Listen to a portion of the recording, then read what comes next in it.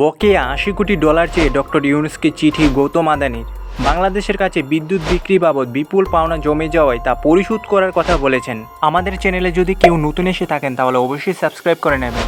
আদানি গ্রুপের ঝাড়খণ্ডের ১৬০০ মেগাওয়াট বিদ্যুৎ কেন্দ্রের সঙ্গে বাংলাদেশ বিদ্যুৎ উন্নয়ন বোর্ডের চুক্তি হয়েছে। চুক্তি অনুসারে প্রতি মাসে বাংলাদেশের কাছে গ্রুপটির পাওনা ৯০ থেকে ১০০ মিলিয়ন ডলার। তবে সময় মতো অর্থ পরিশোধ না করে প্রতিষ্ঠানটির পাওনা ৮০০ মিলিয়ন ডলার ছাড়িয়েছে, যা বাংলাদেশি টাকায় প্রায় ১০,০০০ কোটি টাকা। আদানির সঙ্গে ২০১৭ সালে বিপিডিসির ২৫ বছরের চুক্তি হয়। চুক্তি অনুসারে বাংলাদেশ কেন্দ্রটি থেকে ১,৪৯৬ মেগাওয়াট বিদ্যুৎ নেবে, যা বাংলাদেশের মোট চাহিদার ১০%। এছাড়াও ভারতের ত্রিপুরা রাজ্য থেকে ১৬০ মেগাওয়াট বিদ্যুৎ বাংলাদেশে রপ্তানি করা হয় এবং বিদ্যুৎ রপ্তানি বাবদ ১৫০ কোটি রুপি বকেয়া হিসাবে পাবে। বাংলাদেশিদের দুর্ভোগের শেষ যেন নেই। বর্তমান বাংলাদেশে শহর থেকে গ্রাম এবং গ্রাম থেকে শহর নেই ঘন্টার পর ঘন্টা বিদ্যুৎ।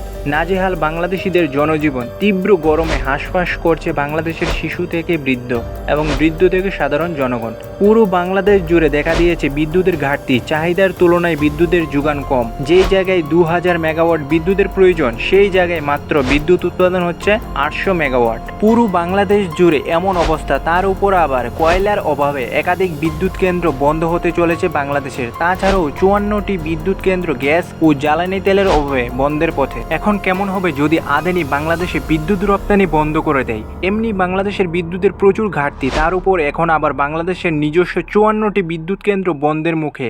আর আদানিও যদি বিদ্যুৎ রপ্তানি বন্ধ করে দেয় তাহলে বাংলাদেশের দুরবস্থার শেষ নেই। বন্ধ হয়ে যাবে বাংলাদেশের অনেক ফ্যাক্টরির কাজকর্ম এবং বন্ধ হয়ে পড়বে বিভিন্ন কমার্শিয়াল ও অফিসের কাজকর্ম। এখন কোথায় বাংলাদেশের ইন্ডিয়া বয়কট বাহিনী, ভারত বিরোধীরা, ভারতীয় পণ্য বয়কট বাহিনীরা? ভারত যদি সমস্ত ধরনের ব্যবসা বাণিজ্য বাংলাদেশের সাথে বন্ধ করে দেয় তাহলে বাংলাদেশি জনগণের দুর্ভোগের শেষ নেই। ফলে দাম বাড়বে বিভিন্ন খাদ্য সামগ্রী ও অন্যান্য জিনিসের। ফলে অনাহারে অর্ধাহারে দিন কাটবে বাংলাদেশিদের। তাই অতিরিক্ত ভারত বিরোধী ভালো নয়। মুখ দোষে সম্পর্ক নষ্ট হয় পার্শ্ববর্তী দেশের সাথে।